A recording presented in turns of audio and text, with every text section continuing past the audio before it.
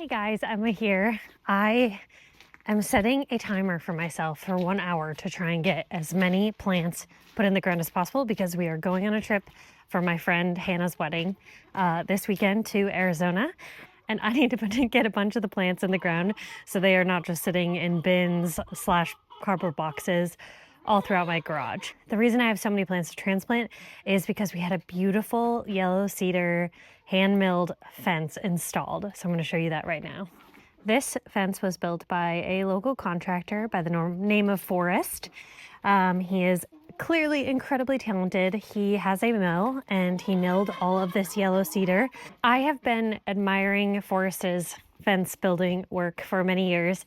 I actually lived downtown in Sitka in this little 1920s house, a little 1-bedroom, 1-bath. And during COVID, I would walk my dog every day and I watched him slowly over the course of time just build this fence because he lived a couple blocks where I would always walk my dog. And so years later, I was admiring his fence and I really wanted to create a privacy fence in our backyard and then also have a really beautiful way to fence in the chicken run area. And so when I was thinking of how I wanted the fence to be done, I thought, I could DIY it, do it myself, convince my father-in-law to help me with this project.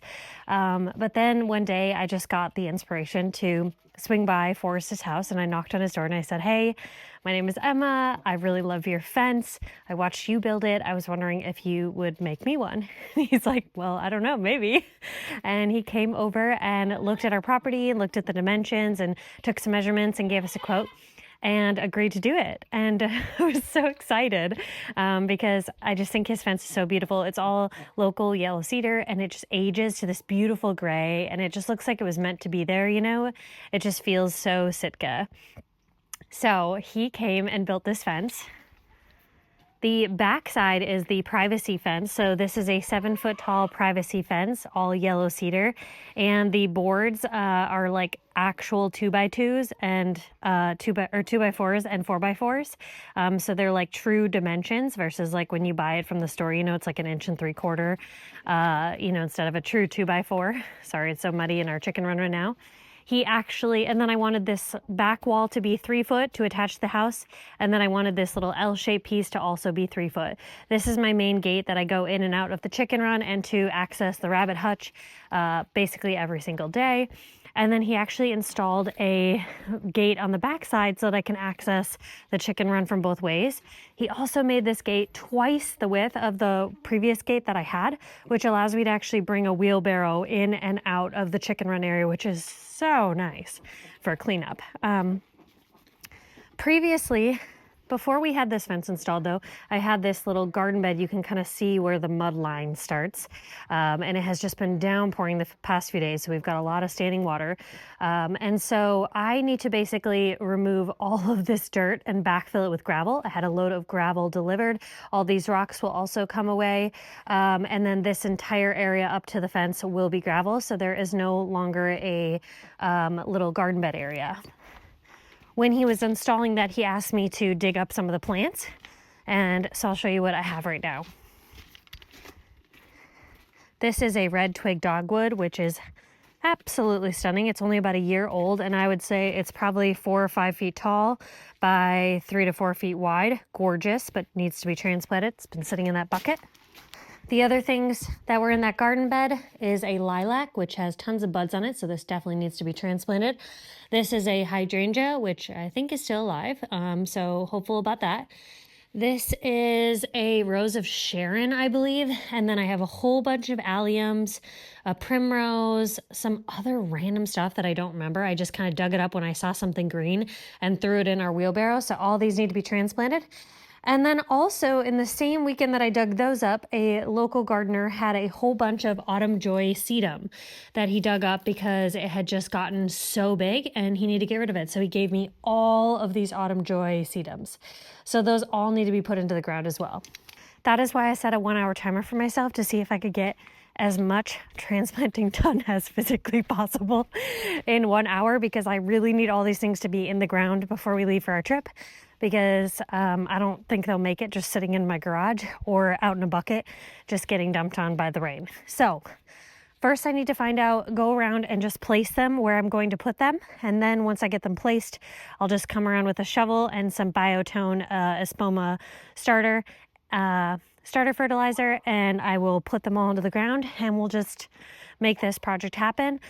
I'm thinking we'll put a few things in this garden bed area that's on the back side of the fence. So there's like some space between where the fence is and where the back of all these plants were, because the fence actually moved back about 3 feet.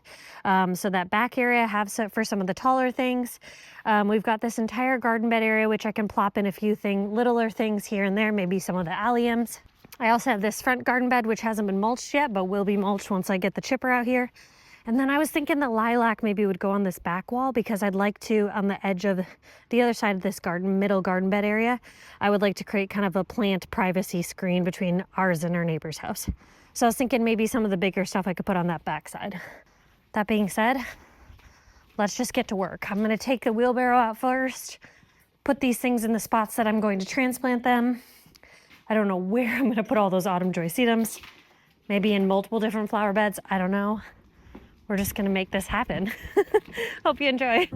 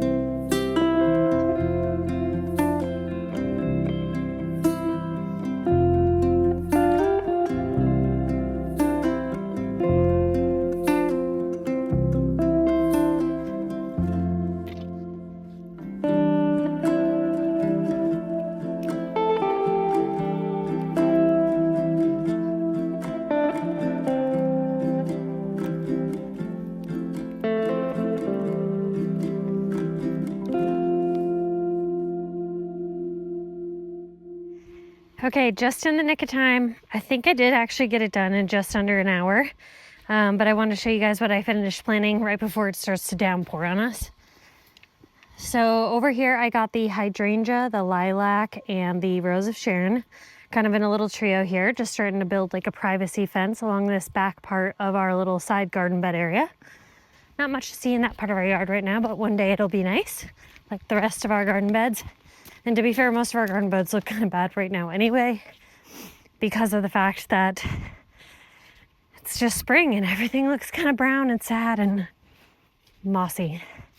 Over here, I put 6 of the autumn Joy Sedums, 1, 2, 3, 1, 2, 3, underneath this Japanese maple. There's a lot of moisture over here. I think those will do really well there. And then down here is where I did the last 2 of the autumn Joy Sedums underneath that cute little tree there. And then lastly, I basically just tucked in the rest of the primroses and Aliums, and they're just kind of in a mess of mud right here, but they'll work themselves out even if we don't get them this year, which actually it's super early in the spring, so I'm sure they'll actually bounce back. And then I put the Arctic Fire Red Dogwood over here in the corner, and I think that will be really pretty once it leaves out. It'll kind of block all the salmon berries and chaos that's happening on that back wall. I was originally going to put it over here, but then I just felt like it was in our little walkway around the fenced in area, so over there will be a little bit better. Okay, as you can tell, it's starting to rain. I did this project after work, after grocery shopping, and I'm pooped. So I'm gonna call it quits for today, but it felt good to get all those done before we go on vacation. Now I can be on vacation and relax and know that a bunch of plants aren't gonna be sitting in my garage drying. So that's a win. Thanks so much for watching. See you later.